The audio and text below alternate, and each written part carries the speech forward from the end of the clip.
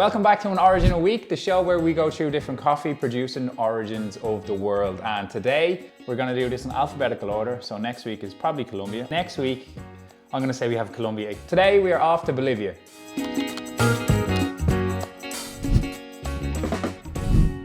I'll give you a second to guess where Bolivia is. It's a landlocked country in South America. Yep, South America. And it is surrounded by Brazil, Peru, Argentina, Chile, and Paraguay. And while Bolivia isn't the first place you think of when you think of amazing coffee, it definitely should be up there with the top names. Coffee first arrived in Bolivia in the 18th century, but it was a real small kind of producing region or origin at the time. It wasn't until the 20th century that people really actually found quality here and realized that it has the perfect climate to produce absolutely smashing coffees. And as I said earlier, it's landlocked by Brazil, which, as we know, is the biggest coffee producing country in the world, and that produces smashing coffees. If you missed that episode, do check back episode 1 and also subscribe while you're at it, because I know you haven't. So let's start off with the coffee growing regions of Bolivia. The first region that comes to mind is the Yungas region, and I didn't say youngest, it's Yungas.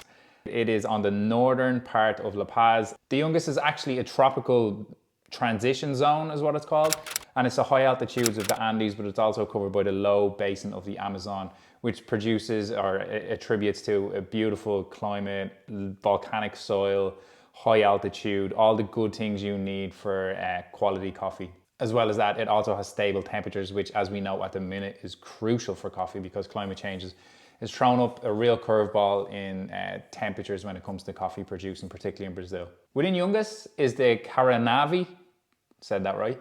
Caranavi region, and this is known for its quality. Is without a doubt the capital of coffee in Bolivia, and it produces some stellar coffees, and it's situated between 1,200 to 1,800 meters above sea level. Caranavi region is perfect for slow maturing beans, and when we talk about slow maturing beans, if you can imagine, the slower the bean takes to mature or develop, the more flavor or the more time that flavor has to develop within the bean. So the fact that beans develop more slowly here means that, yeah, the coffee quality is up there with some of the best of them. Many of Bolivia's famous kind of farms or producers, or most well-known producers, are based in the Caranavi region. Another notable region in Yungas is the Carrizo region. You should watch this show alone just to hear me butcher the regions of the world, honestly. But the Carrizo region is in Yungas, as I just said, and it's known for its more traditional farming methods and smallholder coffee producers. And when we say the word smallholders, we just mean small producers, basically. Regions with a lot of small farmers rather than one giant farm or a lot of giant farms. This area's rugged terrain and misty climate creates a nice microclimate for it to be able to produce different tasting coffees than other regions in Bolivia. Outside of Yungas is Samaipata, and this is located in the Santa Cruz department. This is located in a lower altitude than Yungas, so what they have to do here is they experiment with different processing methods to be able to introduce different flavors in the coffee. So that's why it's gaining a lot of traction, because lots here are more experimental, which create different unique flavors, more so than your traditional crowd-pleasing coffee. So smaller lots, more intricate or complex flavors is this region. Next, we're going on to the coffee varietals grown in Bolivia.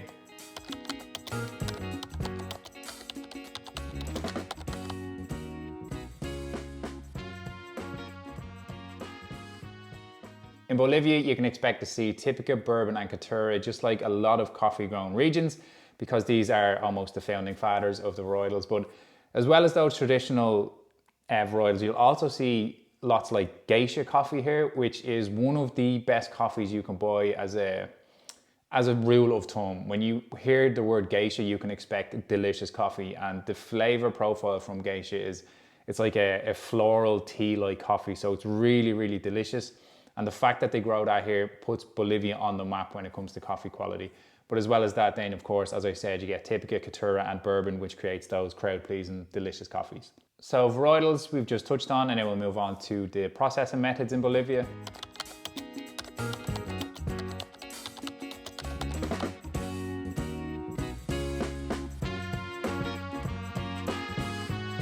The main processing method in Bolivia is the fully washed. So the fully washed process is when the cherries are picked off the plant. They're then depulped through a machine. So what depulping is just removing the seed from the cherry. Then they're left in fermentation tanks for around 72 hours, and yeah, they're washed. And that's where the fully washed name comes from. This creates a really clean flavor almost. It's really nice, sweet, crowd pleasing, goes well with milk. Personally, I think if you're drinking espresso based drink, natural is actually generally better. That's just a personal preference. People will give out to me. I'm sure there's be people watching this that be, shouting at their screen going mad saying I'm an idiot. But maybe they're the idiots. Who knows? But yeah, so fully washed is the main process in Bolivia, and only recently they've started to introduce more. You see natural and honey processes. See natural and honey process becoming more of a thing, and as we touched on as well, the experimental lots in the different coffee growing regions. So brewing and tasting Bolivian, as we touched on, there's a lot of different coffees within Bolivia. So when I talk about Brazil, you can easily identify flavor profile when it comes to Brazil. It's sweet, chocolatey, goes well with milk, just a real delicious coffee. But when it comes to Burundi now, we talked about filter coffee and how Burundi is specific for filter coffee. You would rarely see Burundi as espresso. So they're the first two origins. And then Bolivia, I wouldn't actually say it's for either. It produces coffee for both quite equally, I would think. Maybe it leans more to espresso. But yeah, it's one of those origins that you wouldn't associate it either with espresso or filter. Now, the likes of 3FE in Ireland, they have a lot of Bolivian coffee for espresso-based drinks. But like more recently, I've seen a bag of coffee that they had, and shout out 3FE, with a Bolivian that had taste notes of, I think it was pomegranate, marshmallow, like mandarin. But yeah, those are the flavor notes. You can get completely different coffees. Behind the label, we haven't sourced any Bolivian yet. It's not because we don't like it as a region, boo Bolivia. It's just because we haven't found a coffee that we particularly love. I say we, it's me here on my own, but I haven't found a coffee that I particularly love from Bolivia just yet. And we have other coffees coming in that, yeah, we'll take preference for now. So if you're looking for a Bolivian coffee, go to, no, I'm only joking, wait for us.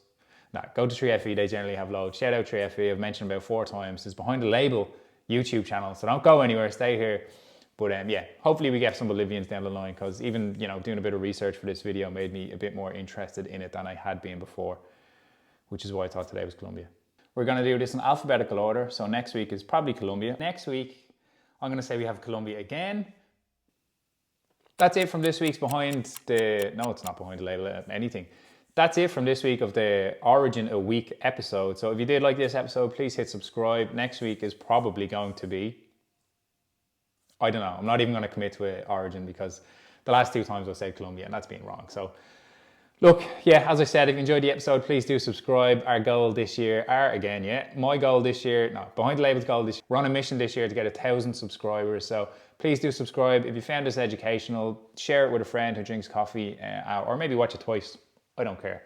But thank you very much for your support so far. Appreciate it, and see you next week in Colombia.